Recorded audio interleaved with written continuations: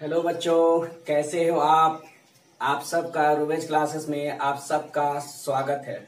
आज फिर हम लोग एक नए टॉपिक के साथ आए हैं। बच्चों, ये class 10th chemistry chapter number 1 से है। आज हम लोग फिर एक नए टॉपिक के साथ आए हैं जिसका नाम है विकृत गंधितता।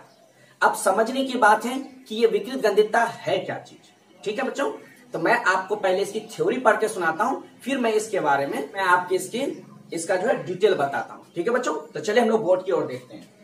तो देखो, यहां पर लिखा हुआ है कि विकृत गंधितता, तो वसा युक्त अथवा तेल, कहता है कि वसा युक्त अथवा तेल सामग्री जब ठीक है लंबे समय तक रखा जाता है तब उसका स्वाद या गंध में परिवर्तन आ जाता है। यानी कहने का मतलब जितने जो है तेल वाला सामान है और जो चर्बी युक्त वाला सामान है, यानी वसा को हम लोग चर्बी बोलते हैं, और तेली युक्त सामग्री सामग्री का मतलब होता है सामान। तो जितने भी तेल और चर्बी वाला सामान है उसमें क्या होता है, अगर वो वायु से संपर्क कर लेता है तो उनके स्वाद में और उनकी जो है ये जो उसकी जो गंध में परिवर्तन आ जाता है। आप कोई भी चीजों को जब खुली जगह पे छोड़ दिया जाता है तो उसमें क्या हो जाता है, गंध में उसका परिवर्तन आता है, उसका स्वाद में परिवर्तन आ जाता है। और ये हम लोग बात करते हैं विकृत गंधितता के बारे में।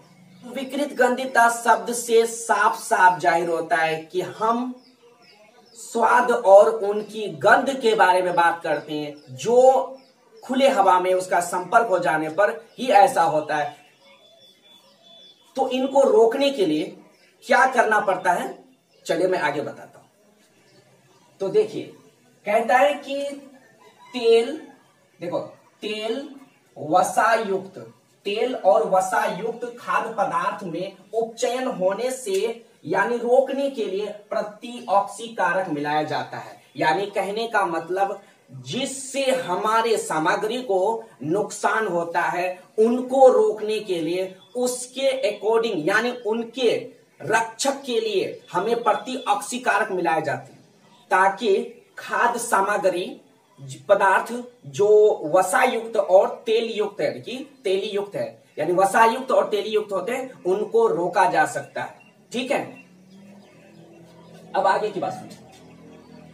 वसा और तेल वाला पदार्थ वायुरोधी बर्तन में रखने से खाद्य सामग्री, ठीक है फिर सुनो, कहता है कि वसा और तेल वाला पदार्थ को वायुरोधी बर्तन में रखने से खाद्य सामग्री खराब होने से बच जाता है। वायुरोधी बर्तन का मतलब क्या हुआ, जिसमें वायु का यानी क्रिया ना हो सके, जिसमें वायु उसमें जा ना सके। अगर वायु जाती है, ऑक्सीजन जाएगा तो जाहिर सी बात है बाबू, बच्चा ये चाहते हैं कि अगर किसी खाद्य सामग्री में अगर ऑक्सीजन उसमें प्रभावित हो जाती है तो उसमें क्या होती है कि खाद्य सामग्री में जो वसायुक्त और तेली युक्त सामग्री जो होती है वो क्या हो जाता है, खराब हो जाता है। तो उनको रोकने के लिए वायुरोधी बर्तनों में रखना चाहिए।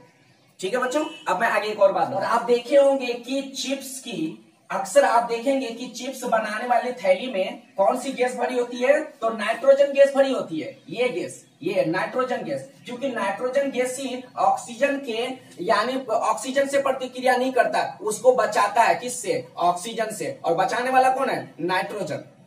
तो इसीलिए चिप्स बनाने की वाली थैली के पैकेट में नाइट्रोजन गैस भरी जाती है ताकि चिप्स खराब ना हो और ऑक्सीजन से क्रिया ना हो सके। ठीक है बच्चों, तो मैं आज तुम्हें ये बात बताया। ठीक, तो एक बार फिर से मैं इसको रिपीट कर देता, आप ध्यान से सुने। विकृत गंधितता, फिर से बोल लो, विकृत गंधितता का मतलब ही होता है खाद्य सामग्री में गंध या स्वाद में परिवर्तन आ जाए, वो विकृत गंधितता है। ठीक है बच्चों, और इनको बचाने के लिए हमें वायुरोधी बर्तन में, वायुरोधी का मतलब क्या होता है, जो वायु के एग्नेस्ट में काम करे, विरुद्ध में काम करे, वायु के खिलाफ में काम करे। जो बच्चों विकृत गंधितता का मतलब यही होता है कि जिसमें स्वाद में परिवर्तन, गंध में परिवर्तन आ जाए तो वो विकृत गंधितता है।